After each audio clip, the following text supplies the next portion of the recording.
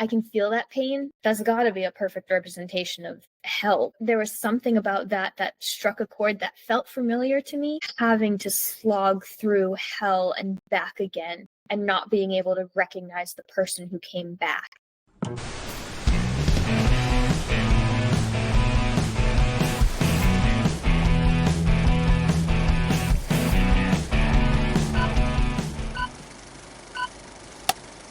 Hey friends, welcome to Let's Talk Stories, the pop culture podcast where three story-obsessed storytellers unpack the movies, shows, and characters that live rent-free in our heads. It's therapy, but for the stories that connect us. Welcome back. I am 1/3 of your host. I am Jared Moses. I'm a second third. I'm Jaylon. And I'm Charles. Hello, hello, hello.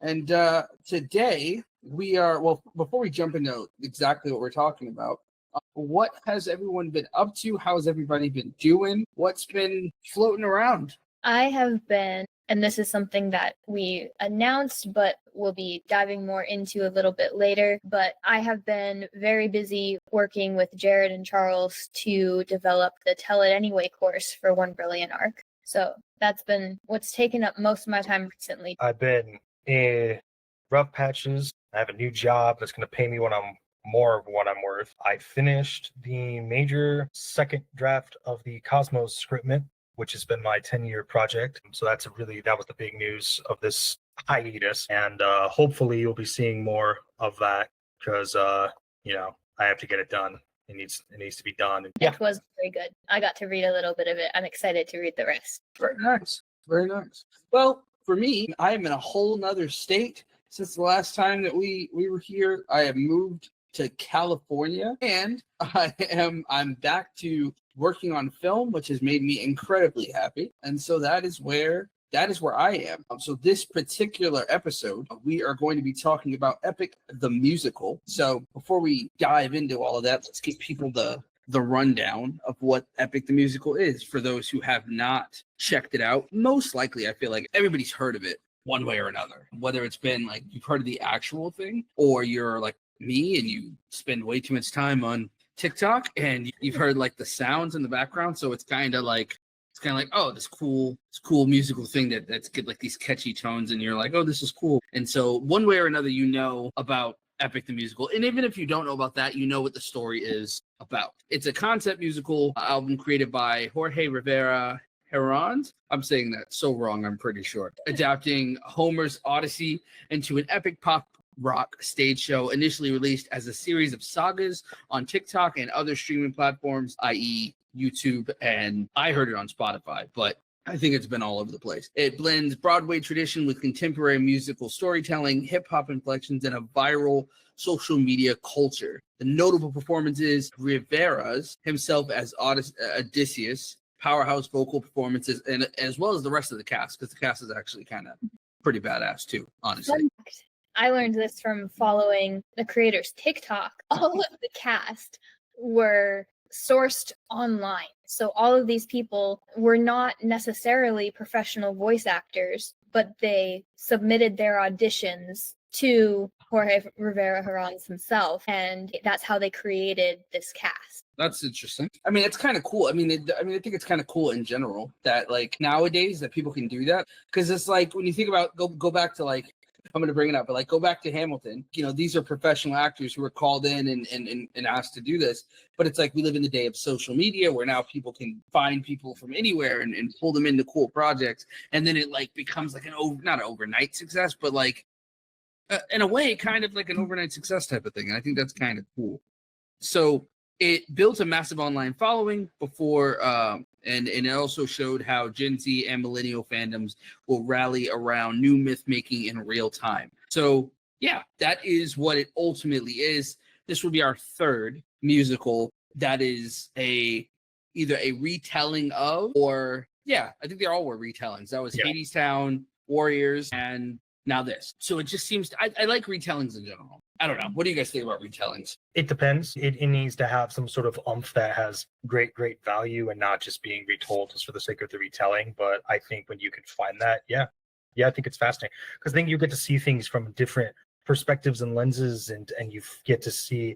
It's almost like a test to see like what is the real power of the original material. It was more of a fantasy. It wasn't really an idea of mine, but I've had a fantasy of like trying to adapt book one at least of Avatar on stage, just to see how does that feel and look and sound on stage. And I think one of the reasons why that really intrigues me is to think about how deep does the story run? Can it be translated into that kind of different medium? And not like the live action remake. I have no interest in that at all. And I feel a lot of that comes from, they want money, et cetera, et cetera. So they're like, well, this is the thing we do now. Pretend animation's not a real thing or not important, so we make it live action and blah, blah, blah, blah. That retelling doesn't really interest me. But that concept of like taking another look at something and seeing, what does it say?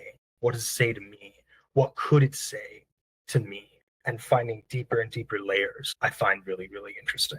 That's a really good point, because when I think about the kind of retellings that I like and not the ones that are just adaptions that make me nervous that the original is going to be disrespected, it's always, can they find something deeper that the original didn't set up as the main chops of the story, basically. I've had a hard time in general getting into classics. I think a lot of it is because you have to dig through a lot of stuff in order to find the parts of the story that are universal and are timeless. They're in there. I mean, there's a reason why they're classics, but a lot of times they're buried under other stuff that we have a hard time relating to in today's day and age. So retellings that can find that deeper meaning and put it at the forefront of how they tell that story, I think are the most powerful and give me a better appreciation for the original, as opposed to, originals that I grew up loving that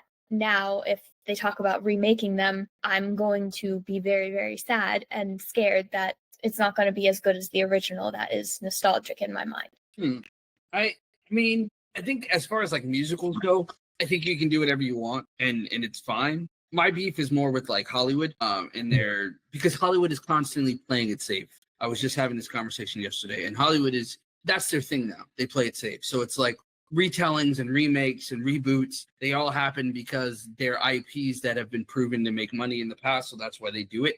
And I think they go away from the idea of like, well, I'm gonna find something new or fresh to bring out of this. I'm gonna gender swap or race swap the person, and that'll be good enough, instead of just kind of like really looking at the source material. Which, side note, is bonkers, because just the other day I watched Weapons that just came out, and I was like, why on earth are people like, where's the original material? Where's the original films? And I'm like, these horror films. I mean, freaking Sinners and Weapons came out in the same year, this year. That's nuts. So I totally agree with you, but it's weird because it's like Hollywood will also completely greenlight something like Weapons. Yeah. Well, which, if you've seen the climax of that film, everyone, you know what I'm talking about, how loony it is. Oof. Yeah. I'm just so, I don't know. I'm so frustrated with the general creation of art these days. But I mean, that's not to say that Hollywood is like shit and everything in it is shit, because I don't think that's the case. I just think that a lot of times there's a lot of half measures to creativity. So when they did this, I love the fact that this came from, in the grand scheme of things, a relatively unknown individual who was like, I'm going to make something interesting. Well, we're going to get into it. We're going to get into the musical itself. My beef with the Odyssey, and yes, another classic thing that I have a problem with that I'm trying to ruin for everyone else, because I'm misery likes company, so join me. But so I guess the thing that stood out to me the most was I loved the music itself, like the music behind the lyrics. Like the lyrics were good, that was fine, but I loved the actual music. It lived up to the name, and I feel like you don't get that very often, but I don't know, I really enjoyed that. So it did feel epic too. I am curious for you guys, what do you feel like this retelling of the Odyssey really pulled out and put to the front that made it such a good story? What was it that it pulled out that was that universal human truth and made it hit so hard with us? I think for me, what it did was, so kind of like So kind of my backstory with this is that the Odyssey was something I had heard about a lot because, we live in the West, but I never could figure out what the heck it actually was. And then there was a comic book by, I believe, Gareth Hines. I think that's who his name is. It's on my shelf. I can see it right now. And he told it in this way that was like, oh, okay, I kind of get it. And I loved the Odyssey because it was interesting because I liked it, and it wasn't until this musical that I found that I had a deeper relationship to it because, it's a big old fantasy Greek mythology story, and that's fantastic. But I really, really related to just the sense of needing to go home, that yearning to go home, and it being this sad, long journey to go home. And that was always really interesting. And I may have said this before, but it bears repeating. One of my sort of mentors in college, his name Dr. Harrison, and basically he looked like Old Man Marley from Home Alone. That's the closest. So he had glasses. That's the closest what he looked like. And he made this comment once when I think maybe we were studying the Odyssey. I can't remember, but he made a really interesting description. Said Odysseus is the prototype for James Bond, because he goes to exotic lands and causes violence and sleeps with beautiful women. And I was like, and that stuck in my head for years, which is interesting because the issue that I've had with the Odyssey that makes it really tough is that it's a story of ancient Greeks who are, they're barbarian.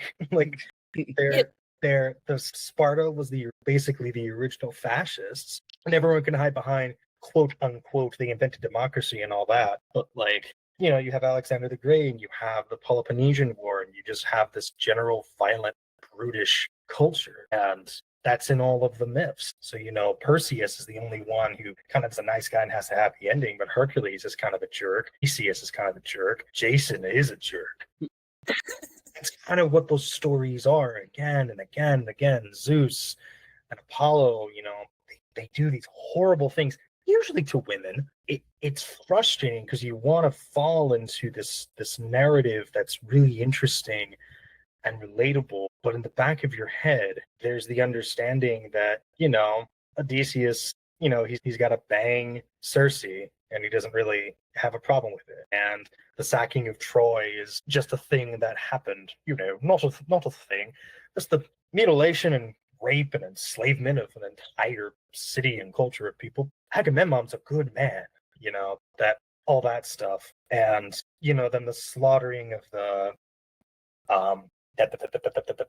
not the suitors, but the maids, the ladies in waiting, I can't remember. But and there's been theories about, maybe those ladies are actually younger than we imagine, which is, kind of disturbing, kind of creepy. And there's just kind of been that sort of tang that's always kind of bothered me with the Odyssey. So when this comes along, I mean, what I think, to answer your question, Jalen, I did the roundabout way, sorry, but what I find really interesting is that ultimately this telling keeps the bittersweetness of the story and doesn't shy away from the darkness, but also strips away some of the things that we can't stand now to tell a story that can relate more to us. So, for example, Odysseus never sleeps with another woman. He just pines after Penelope entirely.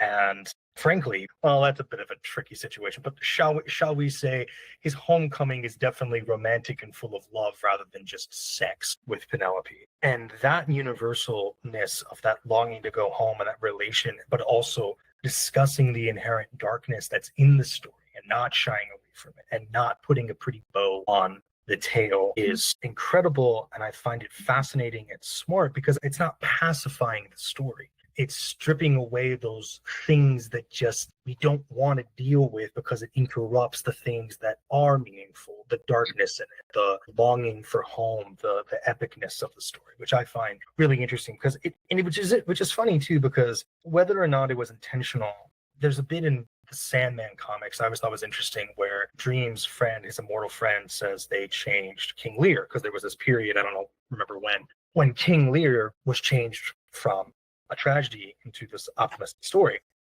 and which I knew before reading that comic. And the immortal guy goes, "Oh, that's ridiculous." And Dream goes, in his pretentious manner, he goes, well, the original forms of stories will always return and outlast any retelling. And at the time I was like, yeah, because art, this was when I was in college. And then when I went back and finally got to finish the series well after college and fell in love with it even deeper, I was like, Morpheus is an idiot. Dream's an idiot. Because the original versions of stories are not necessarily the most predominant versions. They're not necessarily the best versions, or they're not necessarily the ones that necessarily can go the distance. And some are, and some aren't. And that's, to answer your question, that's what I find really fascinating about this story is this retelling of the Odyssey, is that it got to keep that sense of longing for home, but embracing the inherent drama with things. For example, we'll get into it, but classically, it's like Odysseus' crew are just a bunch of idiots. I can't go without food. That's why I eat Helios' cow. But here, it's about despair. It's very human. It's not just because, ancient mythology, they'll just be like, yeah, they're just a bunch of idiots, and just kill them. But here, they're humans, they're people. And it's less about hunger so much as despair. And that's really, really riveting and powerful. Side detail, everyone, I love this musical. I created my own animatic film version of it. You can find on YouTube. I might link it just for funsies. But also, man, if I have a major musical idea in my head that I'm really passionate about, and if I was a producer, I would hire this guy in a second, man, like that. He's the dream. I love this thing. I actually got to know the incredibleness that is Epic from Charles, because he told me about it when the Ithaca saga had come out, right? I can't remember. Something like that. Of this musical concept album. And I finally got around to listening to it. I actually started watching it through Charles's edit, his YouTube edit. And funny thing, because I listened to it and I got super into it. And I was like, now I really want to get my husband into it, but he is not a musical guy. So I put Charles's compilation video on in the background one night while my husband was doing something else. And I think I was working or something. And halfway through, I noticed that he is not looking at his phone anymore. He is fully invested in this musical. And the next few weeks, these lines were just randomly burst out in epic booming sing-song in our house. And I would just hear it from down the hall. Ruthlessness is mercy upon her. I can't sing, but he can. And yeah, it was wonderful. It is my proudest moment, but it really belongs to Charles, is that I got my husband into Epic. So, but Jared, I'll let you give your answer to what do you feel like this retelling pulled out that the original didn't feature very well. I think I agree with the concept that it definitely humanizes the characters a little bit more than you're used to seeing when you read them in more school type settings. However, I found myself incredibly torn about this. Perhaps I am hypersensitive to social and political issues. And so because of it, I find that I am frustrated with the celebration of certain stories, because when you start to break down those stories and you start to think about, oh, well, when you really think about what this means, or what this looks like, or how this would be perceived if it was any other type of situation, it's like, okay, it's kind of weird. But I always find myself, again, this goes back to my argument for Hamilton, but those aren't the only ones. But where it's you get caught up in how catchy they are, how good the music is, or how much how those songs stay with you, and it's just there's that. But then you're also thinking about, but what is the deeper meaning? And while I don't think that this particular musical shied away from the darkness as much as other retellings tend to do, it still made me, again, I have very little issue with Epic the musical itself. I have very little issue with that. I have more issue with the Odyssey, the myth. So I appreciated the fact that this was a story where it was kind of cool. Odysseus is not exactly always heroic, and he's not just this person that we should revere and love per se, that he's a human flawed individual, and we should probably take a look at that. So to me, I like that it was a commentary on that. I like that I would have taken it a little bit further, but nonetheless, I still think that it did a fantastic job at humanizing characters and making us kind of look at them and in essence look at ourselves too, which I think is the key to every good story. So yeah, that's at least that's where I come from when it comes to it. I'm curious as to, Jaylon, you told us how you came into contact with it. Charles, when did you first discover this? So this is what's really interesting in terms of my relationship with it. I love animatics for musicals. These incredible artists will make these animatics. Now, for those of you who don't know, animatics are kind of sort of like a comic book version of a scene for animation. This is like the bare bones of material which they've been doing for a century plus in animation, and as well as live action. But usually animatics is more of an animation term.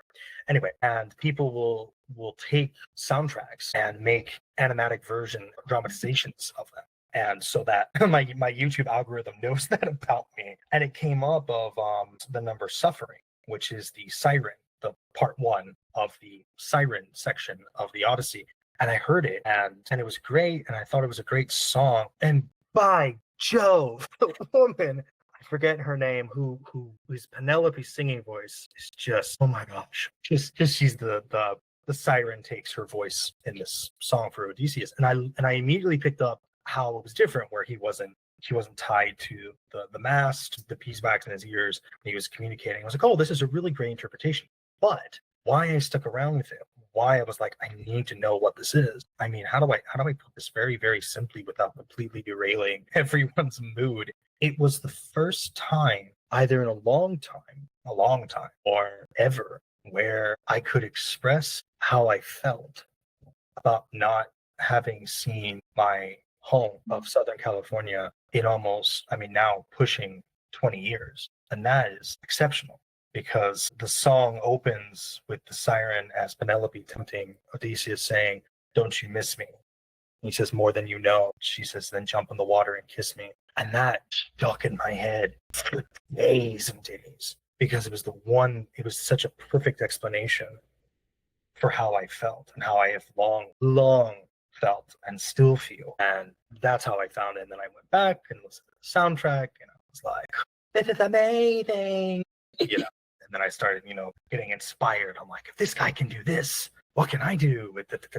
That's how I found it. It is really inspiring to see. I was just completely flabbergasted. Like, it's been a year now almost, and I'm still speechless at the genius that this creator has for storytelling. And I didn't, until I started watching some of his TikToks and seeing like what actually goes into composing and recording a musical album, I didn't realize how you really layer like so many different things for what becomes the entire sound of this catchy musical, in order to connect these little dots here and there, just these little details. Just like in storytelling, in visual storytelling, like with movies, you have very, very small details. For example, last night when we rewatched the animation of Epic, and I cried again. In one of the scenes, Odysseus is wearing Polites' hair tie, and it becomes a symbol. But just like that visual detail, and then in written stories, you have all these different metaphors that are carried throughout the storyline and built on. And there's just so many different layers to that. So I didn't realize that you could also do that with music, and it just blew my mind. I will say, I'm jumping in here to say my experience with the Odyssey in general. I was very lucky to grow up homeschooled, in the sense that anything my mom experienced in school that wasn't a positive experience, she didn't force us to have that experience. So in that sense, there are a lot of classics that other people have experienced that I haven't read yet, because my mom was like, I'm going to give you the overview and you decide whether you want to dive into that or not. However, in middle school, my mom got sick. I had a kind of like a substitute tutor come and teach me, and they were very into Greek mythology as a history buff. And they insisted that I had that, this was an essential part of our education that we needed. We needed to be educated on Greek mythology. And so that is how I ended up being asked to read the Odyssey and the Iliad. And I don't remember details at all, because it was just, I actually ended up reading it on a book on tape because my mom was like, let's just make this as painless an experience as possible. So we would play a few chapters of every evening after we had finished all the rest of our schoolwork on a book on tape, while my sister and I would like do different craft projects or whatever. I don't remember it at all. It didn't stick in my head, the plot or anything. I have very vague memories about names and characters, but I do remember. I'm curious if any of you have this experience with certain stories that you grew up with. There is a certain taste in your mouth and a certain feeling in the back of your neck that like you just associate with that story. So for me, it was like this kind of half headache. It felt like there was a rock in the back of my neck, and there's just this really ugly taste in my mouth from listening to the Odyssey. And so I literally had a bad taste in my mouth for this story and for Greek mythology in general. I've never seen anything to appreciate about Greek mythology without all these retellings that I'm seeing. So there is something special for a retelling that can pull something out of a story that you thought there was nothing to appreciate in. I had that kind of experience for sure. Not with Greek mythology, but what you're talking about of like stories that settle in and bring back like memories or like time. Like for me, it's like the Jedi Apprentice books in Star Wars. Like those for some reason always make me think of Roxbury, just because I remember reading them in Boston when I was a kid, which oddly enough, my mentor actually has all of them. They're on this bookshelf, and I was like, oh my God, I have to reread all of these books. Yeah, so I really remember that. I think sometimes I wish I had never been, I don't want to say radicalized, but like, I guess I wish I never lost my innocence. Like, I wish that I was still naive sometimes about the way the world is. Because I feel like so many things that I loved and enjoyed were ruined after that. Greek mythology is kind of one of those things. Like, I loved Hercules and loved, or Heracles, depending on how you want to. But I loved that, and I loved the stories about Zeus and all the gods. I loved all of that. So I thought that was so cool. And I think that they probably sparked my early obsession with gods and needing to, especially after I broke away from my religious background, and was trying to identify who God really was. And so the idea that there were so many gods was like really, really interesting to me. And then all the humans and how they interacted with those gods was really, really interesting to me. But then, you get older and you start realizing that, this is Western imperialism. These are stories about colonization and such and so on and so forth. And then you're like, oh, this isn't as cool as I thought it was. But I mean, it's still cool, but it's like, it's really just asterisk. Yeah, it's like Western propaganda, and you're like, I love this Western propaganda so much, but it's like, which sounds really weird. Like when you think about it, it's like, oh, okay, I was gonna make a really shitty comparison, but it's like in a way, it's like imagine like those back in like World War II when they dropped those flyers from the sky to try to convince like African American soldiers and other people to like turn on Americans and join the Nazis or whatever, which is stupid within itself. But just like imagine getting those flyers and being like, no, I don't agree with these Nazis, but I just love this propaganda so much. It's just so great. And it would just be so weird. So it's like, that's how I feel about like all of this stuff. I constantly feel like I've lost that innocence. I'm grateful for the fact that I know things now, but at the same time, sometimes it's like it ruins the kinds of stories that you can ingest in a way that lets you sort of suspend your disbelief and respect the story for whatever it's meant to be. Because I don't even think that necessarily the people that created the story itself intended for it to be like, this is all about colonization and what it means to be a real man. And I don't think that that's what was intended. I think that it was, for them, it was just kind of, this is our way of life, so we're going to talk about what we know. And then somewhere along the way, other people were like, this is a great representation of what we should be doing. So yeah, and it's so it was like, so it's more of our fucking fault than it was theirs. But I don't know, that's how I've kind of perceived it. But this particular story, the Odyssey in general, I don't really remember where I came into contact with it. I think I kind of was reluctant to get into it because it was right up there with the Iliad, and I was like, yeah, I don't want to read any of those. Oh, yeah, that's a thing. That is a thing of all time.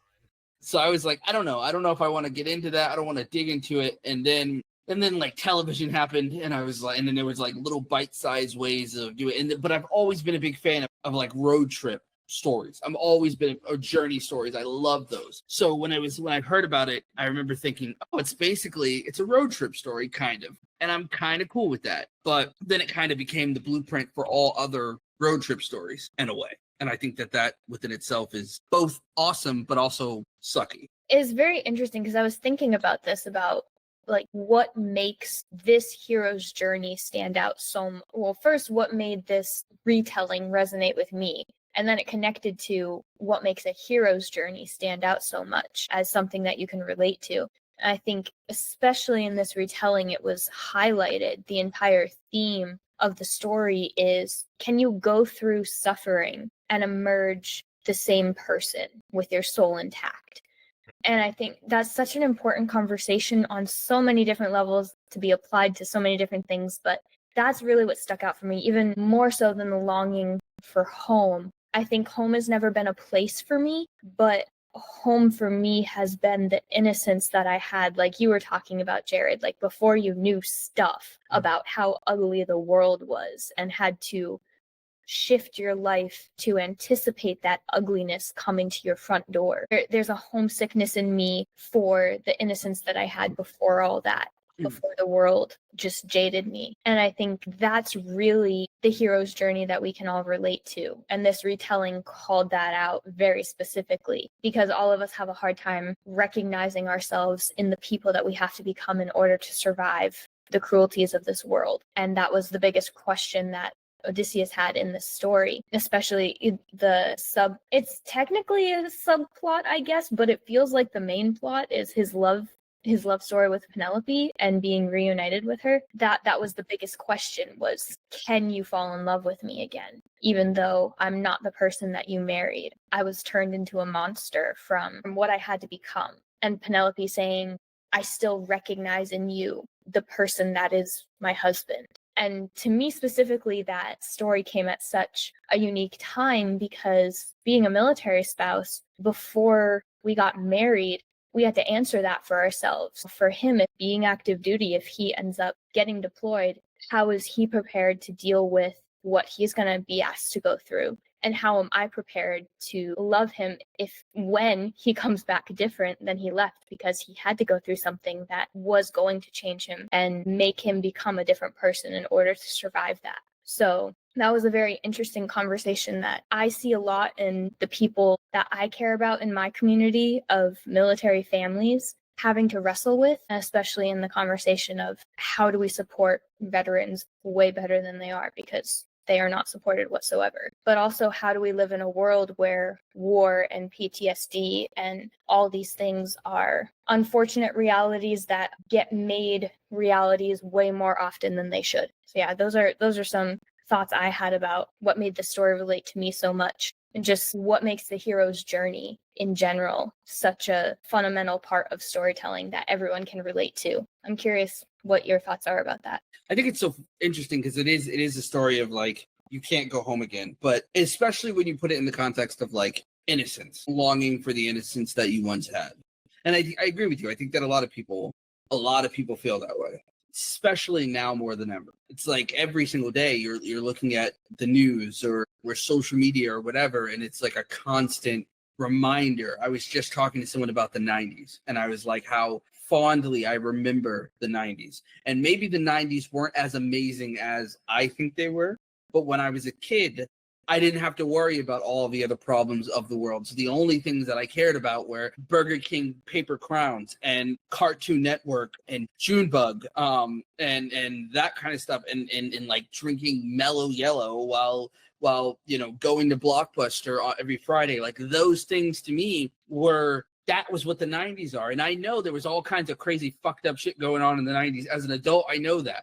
But at the time, it was like you didn't know that. And I think we all kind of long for a time when we were talking. I think we were talking about that the other day when we were having lunch. We were talking about like the malls and stuff like that. And when we think about those times, and like, it's so weird how badly I think about it at least twice a day, how badly I wish we could just go. I could go back to that. I could get back to that time before you knew what heartbreak was, like real heartbreak, before you knew what falling in love was. When, like somebody gave you a lollipop and you thought, oh, I love this, I'm in love, and that's what being in love means. And like, all of those, like you just desperately want to do that. And I think that one of the things that's really interesting about Odysseus in like this story, but in general, is Odysseus is all of us, and we all have our home, whether it's a literal home, like in Charles's case, where you're talking about Southern California, or for those of us that it's more about innocence, like you, or situations with like romance, like you wish you can get back to where you were when. For me, like get back to where you were when your relationship was in a better place and things were better. We all had that thing that we're constantly longing to get back to. And it kind of hangs in the background as like this little thing that constantly teases you and like pokes you and says like, I'm still here. And there's a part of you that's like, I'm still rowing towards this thing, even though I'll never actually get it. Or even though you may get it. Some of us are lucky enough to do it. Like I said, Odysseus manages to get home eventually, but sometimes you don't get that. And yeah, and it does feel like a cruel joke when it's something like your home is an innocence that you can't get. Exactly. And I mean, to an extent, I think you can possibly get your innocence back. I think it'll be different, but I think if you really choose, I think gaslighting yourself is the only way to ever really get innocence back. But if you like just tell yourself that like everything is fine and everything is sunshine and rainbows, and you tell yourself this long enough, and then you just kind of create an echo chamber for yourself where like the only thing you allow into your mind is positive, happy things. Like you don't get on social media and you don't do any of those other things, and you just act like the world doesn't exist outside of your own bubble. Maybe you might be able to find some semblance of innocence again. But one thing that I admire about Charles, I admire about you too, Elon, is like when you guys talk about like animation or like Disney or those kinds of things, and your joy in those kinds of things. And I always want that back, because to me, I find it very difficult to do that, to like sink down and like watch an animated movie or do that and like feel like I'm being a kid again. The other day I watched Mufasa again, and I was not depressed. I was just sad. But I went and watched Mufasa, and I was like, what was it about? And this, I know we're going off the topic of the original conversation, but that's fine. With the conversation will go where it goes. But like, what was it about Disney that lured me back when I felt like the world was falling apart, that made me feel like I was safe there? And although Mufasa is not the greatest decision to watch, but like nonetheless, it was like that level of I wish I had what you guys had more often. I think like I could really like do that without feeling like either one, I'm being too childish, or two, there's just something in the back of my mind that makes me feel like I need to I'm wasting time going back there when I need to be figuring out how to be on the forefront of adulthood. But I don't know. That's just some thoughts. Something you said kind of reminds me. I may have brought this up before, but again, it bears repeating if I have. When Fellowship of the Ring turned 20 years old, there was a website that had a year's worth of articles talking about Lord of the Rings' 20th anniversary. There was a pastor who was talking about Lord of the Rings, and it was interesting because what he wrote about was, he said, like the Bible and any other story, you will find what you put into it. So if you want to look at something and just think it is only this, then that's what you're going to find. So from one perspective, the Odyssey can just be about a Greek king who only cares about himself, going around killing, maiming, being an idiot, cheating on his wife, etc. Or it can be about a lot of those things that you said. It's weird that you said about animation, because I feel this relates to Epic, I feel so dour all the time. I sit on the couch and I just go like, what's happened to me?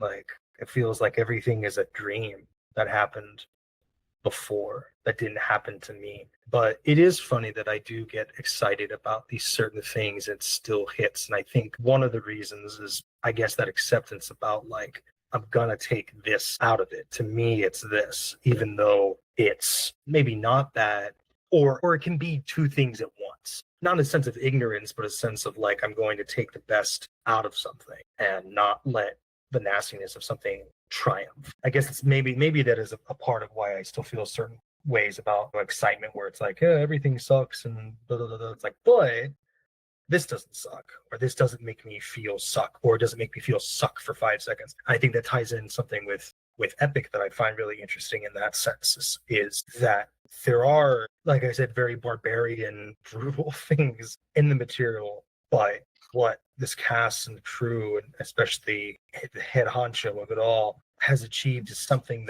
that's more what they want to be in the story, what feels like it matters more to them. I just find that very interesting of you get what you can put into something, which I guess ties into, what is it for stars? What's in there, only what you take with you. And those are 2 dimes of a Star Wars reference and a Lord of the Rings reference in a podcast episode. Now we just need Shrek, because I already mentioned Avatar, so we just need Shrek. That'll all be okay. I was gonna say, it made me kind of not cringe, but like react a certain way when you said that you see that joy in me, because there is a very specific time in my life where I became a very not morbid person, but morbid person. Like the kind of stories and art that I found beautiful and like I would call beautiful were the ones that destroyed me on the inside, because they told the truth about a feeling that was so deep and dark inside me that I couldn't explain it. It gave words to an ugliness that I felt had invaded me, and I didn't know where it came from or how to explain it. So that kind of art is now what I would call beautiful. So this is a good reason why this musical is so amazing to me, because they don't shy away from, I mean, like we already said, they don't shy away from that ugliness of the truth about how the real world works. It's cruel, and it's not an easy place to survive. So I think it's funny that you said that you can see that joy, because most of the time the joy that I find in stories are because they are morbid or they tell the truth, something morbid. That's fair. Well, I mean, like, to me, it's more the fact that, like, when we talk about stuff that we enjoy or stuff that we like watching or stuff that we recall watching that brings good memories to us, those are the things that stick out to me. That's partially why I am, on an active campaign of like corrupting you with those several dark and horrible stories that are not horrible in a bad way, but like horrible in the way that like they can destroy the Disney love that anybody has. And I'm just kidding. I mean, this story is by no means an innocent, child-friendly thing. I mean, like, yeah, children could listen to it, I guess, but like it's not one of those things where, I mean, I don't know. I guess it depends on like how you feel about kids and what you want to expose them to in media. But I don't really give a shit, so it doesn't bother me. But like for people who have kids, like it's a different thing. So I think this is one of those stories where it's a little bit darker. But I don't know. I think this is a great conversation, because I do find it fascinating that we start talking about like longing, but also trauma and PTSD and all these like emotionally challenging characters. Odyssey is by no means the first ever story, but I think it's one of the origin stories for the hero's journey. For the idea of the hero goes off and does this thing and then has to go through all these horrible experiences and keep trying and keep moving forward. I mean, every story that we've ever loved, the one that pops into my brain right now, like A New Hope, for instance, is, it's that where the hero's going off and they're going to do this thing and they're going to, they have to get to their journey and they have to do that. Or you already mentioned it, Lord of the Rings, like the Fellowship of the Ring. You have Frodo and Sam, and as they're going through their journey, and then there's all these horrible things that keep happening to them as they try to get to where they're going to go, and all that comes from the Odyssey in a weird way. And so it's kind of cool to see it rehashed this way. A question I have for you guys is, because this really gained its popularity, because I first discovered the Epic musical from TikTok. Like, that's where I first discovered it. I heard the whole get in the water thing, which I loved so much, and I would go and I would watch as many. I'm one of those people who go on TikTok and find the sound and then just go down and watch everybody's video who's ever used the sound until it gets annoying. And so I did it for that, and I had no idea where it came from. And then Charles had brought it up, and he said, you guys should listen to this, and I listened to it, and then I heard it again on that, and I was like, oh, this is where this comes from. This is kind of cool. But so my question, I guess, now is like, do you feel like social media is now a legitimate stage for art right now? Wait, before you answer, decide any of your personal feelings about social media. Feelings, I will keep. It's interesting because I'm trying to give the right answer to that, but I think ultimately, I think a good piece of art is a good piece of art. It doesn't matter where it comes from. And that's such an interesting thing because I used to be I've said this before, and I'd like to think, I don't think I'm lying. I don't think I'm manipulating the truth. I really hope I'm not. But I was never a jerk in my views. I was just very ignorant and naive, as all young people are, which is why I don't think I'm trying to give myself a good reputation of the past and stuff. But, I was like, movie theaters and movie theaters and movie theaters. But really, it's just a movie theater. I want that to stay. I love that. I think that's still the best way to experience a movie. But like, it's not exclusive. For example, it's funny we're talking about the Odyssey because a lot of people have compared the Odyssey with this story.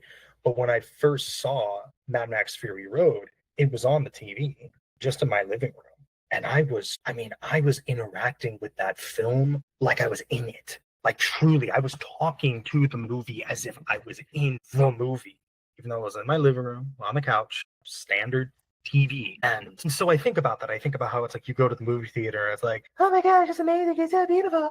But also, you can watch something at home and it's the most amazing thing. Or you can listen to a CD and cry and be moved, or you can read a book or anything. So I think the thing, honestly, with social media, I think this has been going on for a long, long time, where it's like there's all these wonderful animators and these cartoonists and storyboard artists, and you have singers. I've met one at the very least, Caleb Hiles, and these composers and etc. who just do really wonderful work, and the distribution is social media. And honestly, I think I hesitate to give everything a pass where it's like, well, it's trending on TikTok. That doesn't mean it's good. But at the same time, it's the same thing with television. People will go like, you just gotta watch the show. Always hated that. Always. Even when I was a kid, I was like, and I don't care anymore. But really, I've seen that. I've seen so many wonderful pieces of art that come from the internet. And if it's good, it's good. Like, it doesn't matter if it's from there. And I think, honestly, if we're talking about being frustrated with Hollywood, I think that element, really, that stage is legitimate. It is a wonderful place because, look at all this with Epic. Again, I'm not going to get into it, but for me, the Disney musicals have really not been good lately because basically everyone has to be Lin-Manuel Miranda, and which is ridiculous because that's just not how musicals work. And, it's one guy doing his one style. But then more than that, I just think there's so much better material out there. Again, the folks who did have you guys heard of the Rogers musical from the Hawkeye miniseries? Okay, I haven't seen it. Yeah. And so basically in Disney's California Adventure theme park, they did like a one-act version of that musical, and it's so good. It is legitimately good.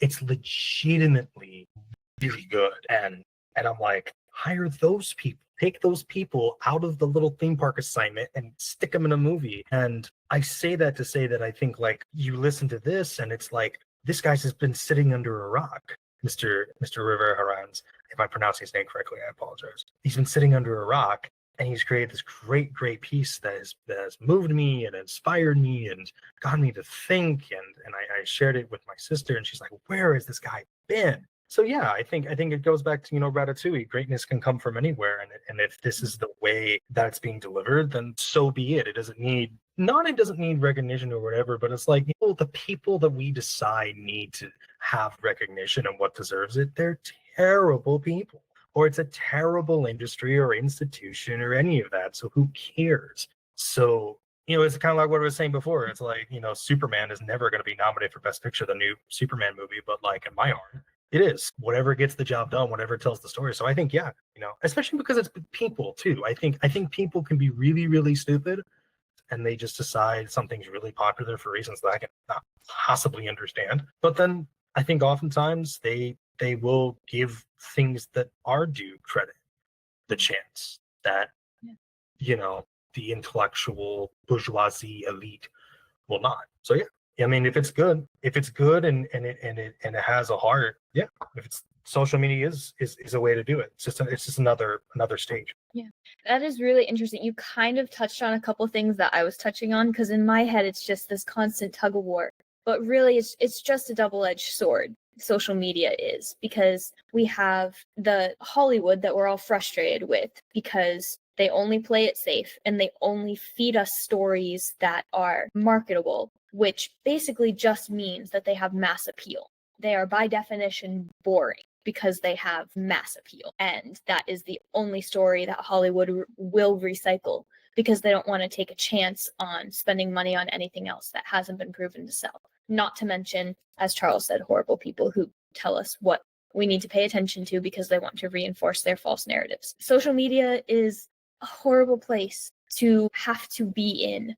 I say this as someone who is kind of stuck in the past. I'm an old soul. I get very easily overwhelmed by that much access to the world. And I mean, people on social media don't know how to be responsible. They don't know how to be nice people because they can hide behind a screen. And social media in general is ruining our attention spans. We now cannot sit in a movie theater and let ourselves be immersed in a story because we can't handle not being able to scroll on our phones at the same time, because we're just so addicted to that. And our attention is constantly divided. So it's very hard to stay in the present moment and actually let yourself enjoy the process of a story being told and being immersed in it. So in so many ways, social media is ruining everything. But on the other hand, it is the way that these independent artists are going to be able to combat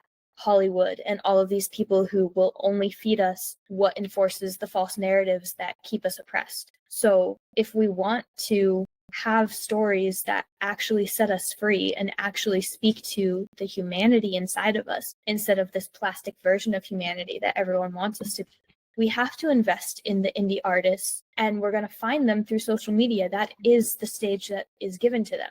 So they need to learn how to use it. And also, like you said, Charles, social media is people. It's your regular, everyday people who are connecting as humans and not someone hiding behind a title that we're just taught is too grand for us to ever achieve for. There's something untouchable about you have someone who is in the industry and can create a story like this and can make it spread and make it popular. And then you have someone who was pretty much under the radar. I want to say a nobody, just because that's the term, even though it's not a term I want to use, but someone who no one knew existed, no one knew as a great artist. And then they were able to connect with so many people this way and give everyone something so amazing. So I think it all comes down to social media as a tool, and we need to learn how to use it and deal with both the consequences of the great power and the great responsibility that comes with it, and the consequences of some people are going to use it irresponsibly. But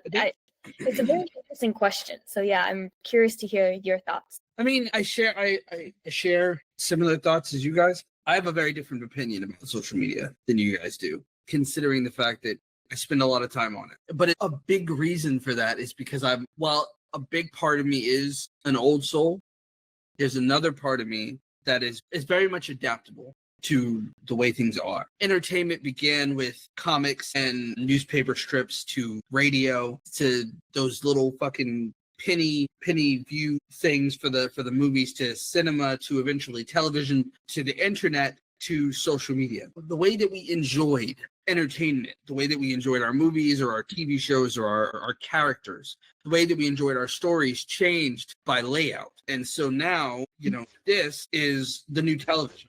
This is the new movie theater. And so social media just kind of created a place where we were so used to, where we as a society, I grew up at a time where, you didn't really know that much about anybody anywhere other than maybe your friends. And even then you didn't know everything about your friends. You knew what they told you or what you caught them doing, depending on, what kind of friends you had. But you didn't really know a whole lot about people. And now suddenly you know everything about everyone because everybody feels the need to get online and tell everybody their business all the time. And then on top of that, but within that, I think it's weird because we're closer than ever to each other, but we're further apart than we've ever been because of it.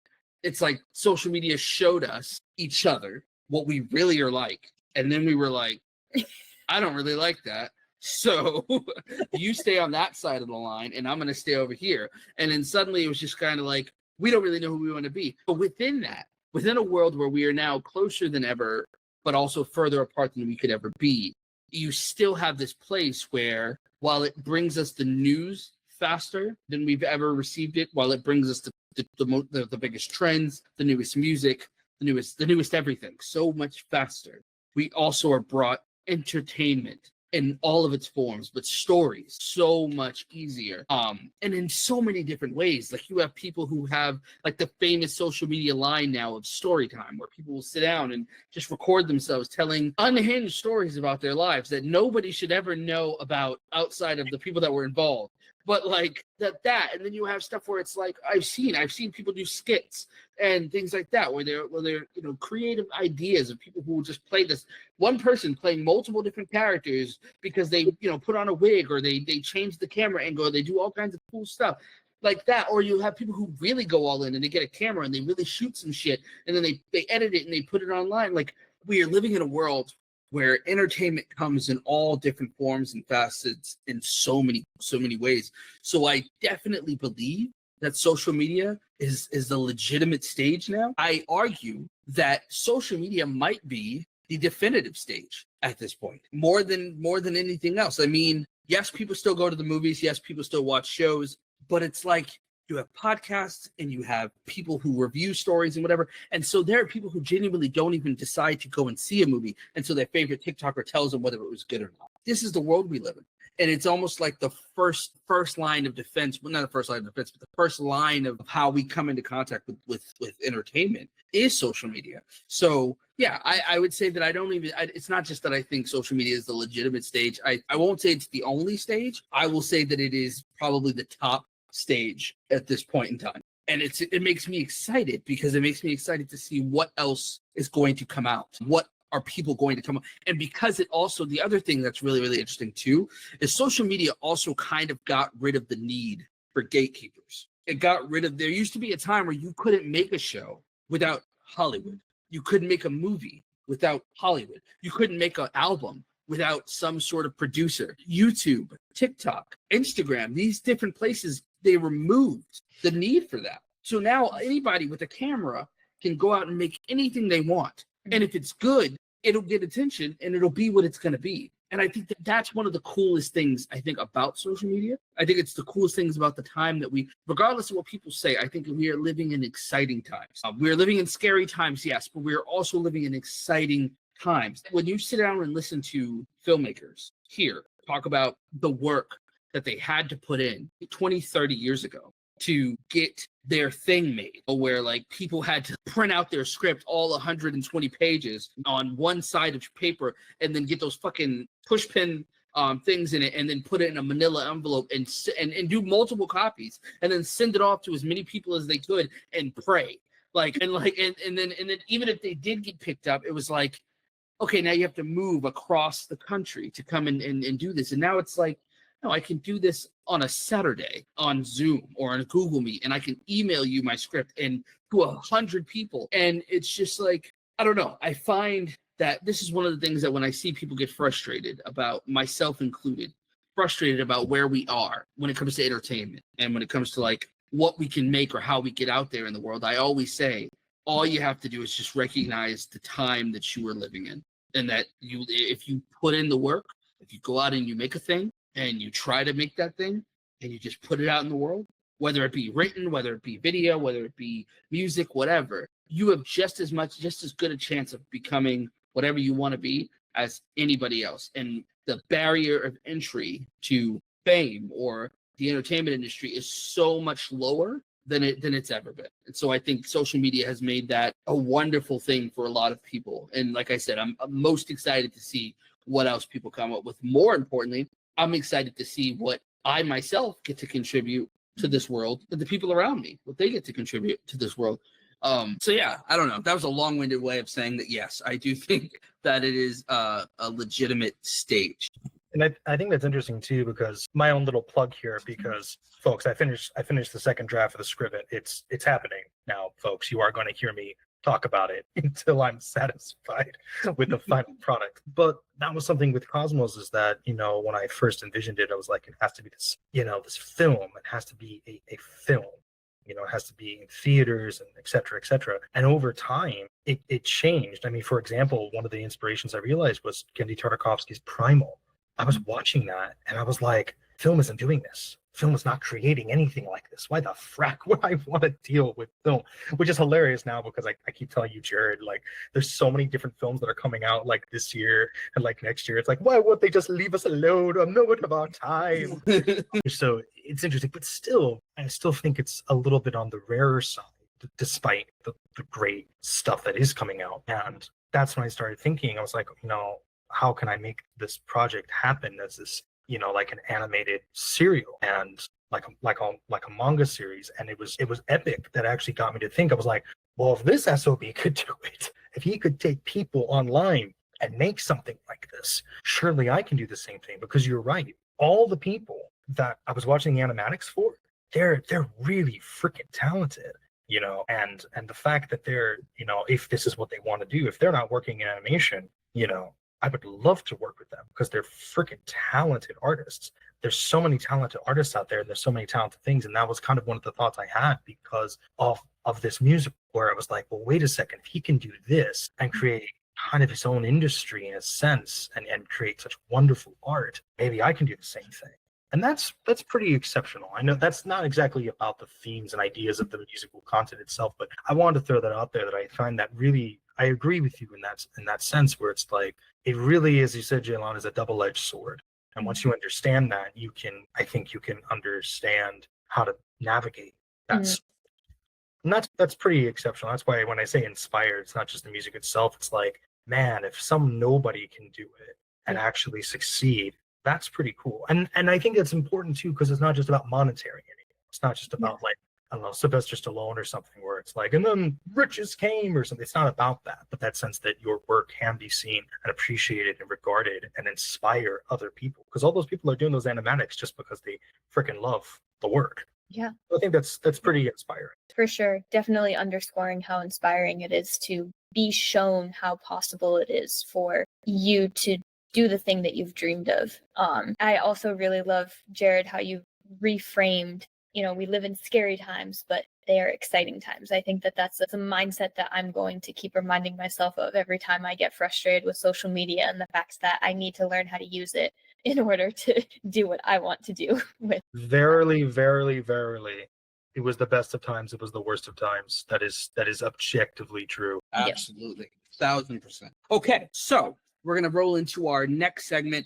We're gonna go into Jaylon's corner. I'm gonna call it a different name eventually, but for now, it's gonna be called Singled Out.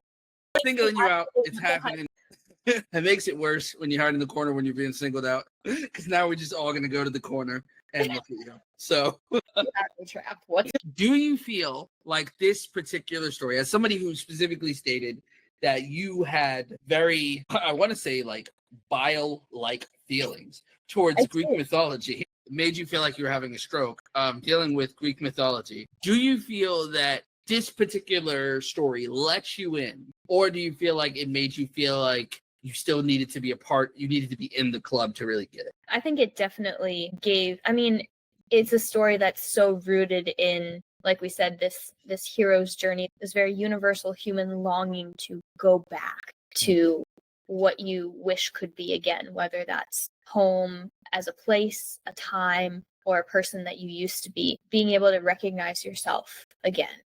I think that when you start with a genuine human emotion that way, you can connect to any story and you can find yourself in it, and then you will make a home for yourself there. It doesn't matter who makes you feel like you need to be in the club. I've grown up always enjoying very niche media, so I could never relate to the people who said, I don't like this because the fan base is annoying. Because for me, all I ever wanted was someone who just knew what I was talking about when I said, this story was so exciting, I loved this story. So Yes, definitely this is a great gateway into appreciating Greek mythology, because there are some stories that if you can get past the grime that they put up as like a smokescreen for the actual stories, you can find some little gold nuggets. Like one of the things I was laughing at last night was caught the line in God Games where Athena's trying to she's set up by Zeus to convince all of the gods that Odysseus deserves saving, and her way of convincing Hera was, never once has he cheated on his wife, and she's like, release him. And then Zeus gets really mad. So like those little nuggets are like, if you know Greek mythology, you can appreciate them, but there's so much more to appreciate even if you have no idea about Greek mythology. I think it's funny, Jalon, but I think from now on, when your segments are over, you should do it like you're a weather woman and just be like, now back to you guys. Now that's you, Jerry. So, okay, yeah, I find that to be true. I agree with you on that. But I think it was definitely, it let me in too. So I think that was kind of cool. Okay, so our final take on this before we do our last segment. But first, our take. What's one creative insight this story speaks about adapting classics that you learned from this? You can change things as long as they come to a point that still matters. Because I think from a technical point of view, all that the God Game stuff, yeah, that's not part of the myth. That's not there. Or like Odysseus not accepting Calypso at all. That's not part of the myth. The whole Poseidon coming up and doing his little shindig numbers, that's not there. Right? There's a lot of the whole conflict of Odysseus becoming a monster or accepting himself becoming a monster. It's all changing the material, but it all comes to a significant point, which is in the finale, which is the idea of one of the reasons why he's in the mess that he is denying empathy. And if people can accept a little bit more of empathy, they won't be here. But also is still telling the same story. Ultimately, I guess what I'm saying is you can tell the same story in so many different ways.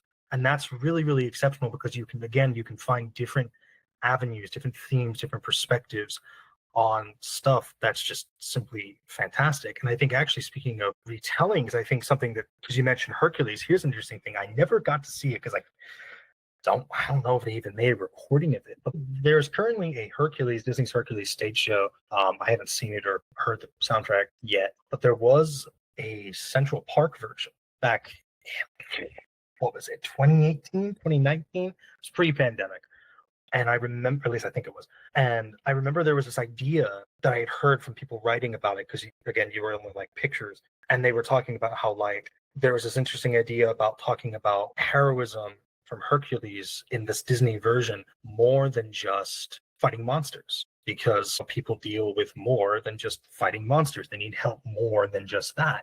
And I was like, man, that's such a really good idea for taking another look at that particular story. So I think that's something that's really cool, is you can get to the bare bones of the material and shift things around structurally in terms of the plot. It doesn't necessarily have to be loyal, but it can be truthful in the heart, which is really exceptional. Which actually, in an interesting way, for those who've seen the new Superman, there's something like, not blasphemous, because technically I've seen material like that before, but there is something from a certain perspective that is rather blasphemous to the entire adaptation of Superman that does work, because it's still about what the character ultimately is. So I think I've learned from this is that you can humanize things, you can change things, as long as you can get to that central point, that what the story is still about. And that's really freaking bloody cool. Also, I still have much to learn. I still have much to learn of different ways of telling stories and learning and executing. And yeah, I don't know. I'm just thinking about it, of like all the sparks. There's so much brilliance in the world, and it's so exciting to get the chance to learn about it and to find a new thing that excites you to know more about. I would say my answer to that question, I kind of already said it, but take the human thing about these stories and you push it to the front. Then you're going to have a retelling that matters to people, because it calls out the humanity in them and it speaks to something that maybe they felt but they couldn't contain in words or contain in a piece of art. I think that is that is the essence of what I find joy from in art and why I find it so meaningful.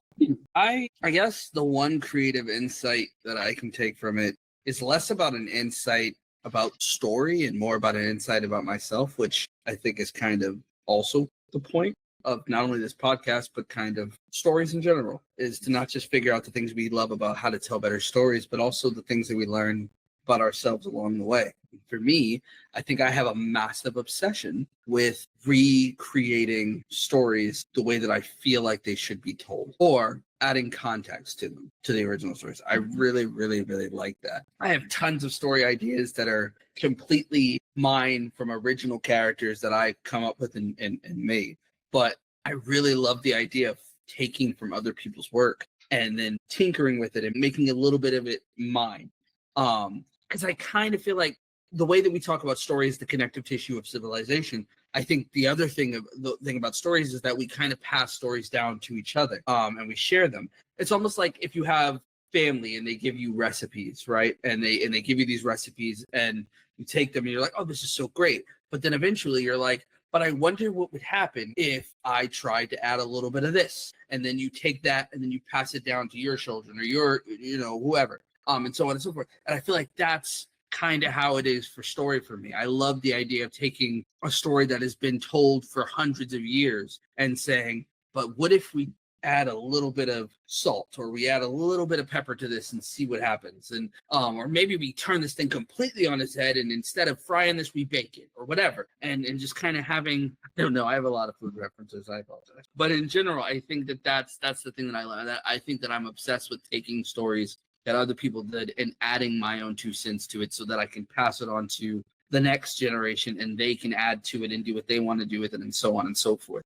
And in some regard, I think doing that might be even more brilliant than sometimes than even coming up with your own things by yourself, because I feel like that's kind of, that's inward, that's you, that's your thing. But when you do something that the world already owns, it's kind of like you're being a little communal with your storytelling. And I think that's kind of cool. That's the new punk rock, so to speak. Charles gets that reference. Jaylon, it's my fault that you don't get that reference, but you will. Don't worry. That was a threat. It was definitely a threat. Along with the fact that you will like it. Oh. And it's a compounded threat. So our last segment, what this reminds me of. So looking at this kind of thing, when you listen to Epic the Musical, what jumped out at you? Was it an anime? That's a Charles question. Was it another musical? Was it a story that you heard a long, long time ago from your great Uncle Jed that reminded you of this thing? But what did it remind you of? I'm not exactly sure, but I think the media thing that comes to my brain, and this kind of ties into that sense of like greatness can come from anywhere, and the social media stage is just as legitimate as anything else as long as it's a good piece of work, is it kind of reminded me about how I used to feel about 90s Disney animated musicals. It had that same, like, I just kept imagining, everyone's like, oh, what would it be like if it was an animated movie? And I was like, why isn't Disney doing something like this? Wouldn't this be so freaking cool if this existed? That sense of daring and heart and catchiness and intrigue and drama, like, that's kind of what it reminded me of, that sense of the past, which is to say, not to say the past is the past and can't be found again, but to say past is still alive. You just have to find it in different areas. Just because it's not in the one area it used to be doesn't mean it doesn't exist. That's a good point. There was something, when I first listened to it, I think at the point that it really connected with me was we started with the through line of the inciting incident where he kills the baby. And that... Here's a story for you. Odysseus killed a baby once. That's a Venture Brothers reference. Never mind. But like seeing from that inciting incident, we have the through line of he doesn't believe he can ever come back from that. His hands will always be stained with blood. So that was the beginning of him becoming a monster. And then going to the Underworld saga, that was where it hit me of he said, I'll become the monster if that's what it takes for me to survive this. And just something about going through your own personal hell of hearing all of the people that you have ever hurt or wronged cry out their pain to you seems so... I can feel that pain. I can only imagine how hellish that would be. And I think that's got to be a perfect representation of hell. So there was something about that struck a chord that felt familiar to me as, yeah, like having to slog through hell and back again and not being able to recognize the person who came back. I feel like that's been done in stories before. There have been really good conversations that have been sparked in stories before, but I couldn't put my finger on exactly which one. I kind of thought like Pilgrim's Progress. I kind of thought, I mean, Hadestown, just because I'm forever obsessed with that musical. But there's something to that felt familiar to me, that felt like a conversation that needed to be had and had kind of been sparked in my past before. I think for me, it's League of Legends Arcane, the TV series. That is what this reminded me of. And I'm obsessed with that. It's one of the shows that I love so much that I'm obsessed with that I refuse to watch the final few episodes because I don't want it to end. So I will let it live in limbo forever instead of facing it. But I love that story. I'm also obsessed with Haley Steinfeld. So anything that she does, I'm just kind of like gonna support, though she offended me in Sinners, but it's okay. So, but overall, she used language that was just, I did not expect to hear it from her, and it hurt my soul. It didn't hurt my soul. It made me feel very weird. So overall, that's what it reminds me of. I love stories like that, but I do love that line about I would become the monster if I have to become the monster to survive this, that's what I'll do. I do love that because I understand that. I understand that concept. I understand that belief. I've held that belief before where I've been so desperate to achieve things that I wanted to achieve that I was willing to do whatever it took, regardless of what it looked like and how it made people feel. And I get that. And you have to kind of live with that at some point. So yeah, I think that's kind of how it goes. But yeah, that was our conversation about Epic the Musical, The Odyssey, social media, and me threatening Jaylon publicly. So, so thank you guys. Thanks for listening. Thanks for hanging out with us on Let's Talk Stories. If this cracked something open inside of you, share it with someone who gets it. And if you've got a story that broke you wide open, tell us about it. We might cover it. Probably not next, but we will cover it eventually. Stories don't just entertain us, they explain us. And so thank you so much for listening. And also, please, if you are not hearing this on Substack, go to our website, www.obaconnect.com. Subscribe so that you can get our podcast episode before other people do and be in the Cool Kids Club and get to watch all of our other upcoming videos. But again, thank you for joining us. Thank you for listening or watching, depending on what you chose to do. And we will talk to you next week. I am 1/3 of the team. I am Jared. I'm Jaylon. I'm Charles. Everyone. See ya. Adios.